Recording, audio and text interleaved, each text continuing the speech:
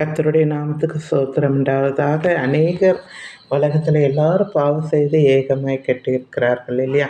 எங்களையும் சேர்த்து தான் சொல்கிறேன். அதிலேருந்து மனம் திரும்பணும்னு நாங்கள் ஒரு செய்தி கேட்டு ஆண்டவரை ஏற்றுக்கொண்டு எங்களுடைய பாவங்களாக நாங்கள் உணர்ந்து என்னெல்லாம் பாவம் செய்தோம், ஒரு சின்ன பொய்யோ எதுவாக இருந்தாலும் அது பாவம் தானே இல்லை, எல்லாவற்றையும் நம்ம அறிக்கை செய்து ஆண்டவருடைய இரத்தத்தினால கழுவப்பட்ட ஒரு சந்தோஷம் இருக்குது, ஒரு நிம்மதி இருக்குது. இனி பாவம் செய்யக்கூடாது அப்படின்ற அந்த பயம், கர்த்தருக்கு பயப்படுகிற பயம் இருக்குது. நீதியின் வழியிலே நடக்கணுன்ற ஒரு ஆர்வம், கர்த்தருக்கு பயந்து அவர் வழியிலே நடக்கிறவன் பாக்கியவான் இல்லையா?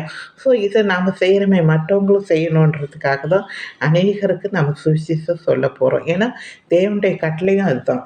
நீங்கள் உலகம் எங்கே போய் சுவிசேஷம் சொல்லுங்கள், ஏற்றுக்கொண்டவர்களுக்கு பிதா குமார பரிசுத்தாவினாலே அவர்களை இப்போ ஞானஸ்நானம் கொடுங்க, சபையில் சேர்த்துக்கொள்ளுங்க அப்படின்ட்டுருக்கு இல்லையா? அதை தான் நம்ம செய்துட்ருக்கோம். ஆனால் நம்ம போய் சொல்லும்போது, பாவத்தை எடுத்து நம்ம சொல்லும்போது என்ன சொல்கிறாங்க? ரொம்ப கோபத்தோடு வெறுத்து நம்மளை தள்ளுறாங்க. மனம் திரும்புங்க என்று சொன்னால் மனம் போக்கிற போல நம்மளை என்ன செய்கிறாங்க? திட்டுறாங்க. ரொம்ப ரொம்ப பயங்கரமாக திட்டுறாங்க. நாங்கள் இன்றைக்கி ஊழியத்துக்கு போயிருந்தோம் இல்லையா ஒரு இடத்துக்கு. அப்போது அந்த இடத்துல குழந்தைங்களுக்கு சின்ன சின்ன பிள்ளைங்க அவங்க பார்க்கவே ரொம்ப கிராமத்து பசங்க இப்படி இருப்பாங்க இல்லையா? பார்க்க சரி நம்மக்கிட்ட இருக்கிற பிஸ்கெட்டு இதெல்லாம் கொடுக்கும்போது அவங்களுக்கு கோவம் வருது. அந்த பிள்ளைகளுக்கு பிஸ்கெட் கொடுக்காதீங்க, நீங்கள் பிள்ளை பிடிக்கிற ஆளுகளாக கேட்குறாங்க. சுவிசேஷம்னா இந்த மாதிரி திட்டிட்டு போகிறாங்க. ஸோ நம்ம என்ன செய்கிறோம்? அவங்கள நல்வழிப்படுத்தணுன்றதுக்காக தான் சொல்கிறோம் இல்லையா?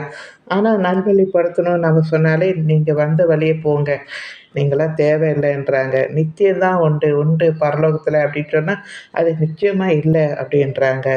சத்தியம்தான் உங்களை விடுதலை ஆக்க சொன்னால் நீங்கள் பைத்தியமா என்று சொல்கிறாங்க. அதாவது வேத வசனத்தை நம்ம போதிக்கும்போது நீங்கள் போங்க அப்படின்னு சொல்கிறது, இதையெல்லாம் பார்க்கும்போது ரொம்ப கஷ்டமாக இருக்குது. ஸோ எல்லோரும் மனம் திரும்பணுன்றதுக்காக தான் ஆண்டவர் நீடிய பொறுமையாக இருக்கிறார் இல்லையா? நாமளும் நீடிய பொறுமையாக ஒவ்வொருத்தருக்கும் நம்ம என்ன செய்கிறோம்? ஆண்டவரை பற்றி சொல்ல போகிறோம். அந்த இடத்துல அவமான நிந்தைகள், போராட்டம், ஏன் பிரச்சனை, அடிகள், செருப்பால் அடிக்கிறாங்க, சாணி கரைச்சி ஊற்றுறாங்க, சிலவங்க திட்டி நம்மளை என்ன செய்கிறாங்க? வெளியே அனுப்புகிறாங்க, சிலவங்கள கொலையும் செய்கிறாங்க.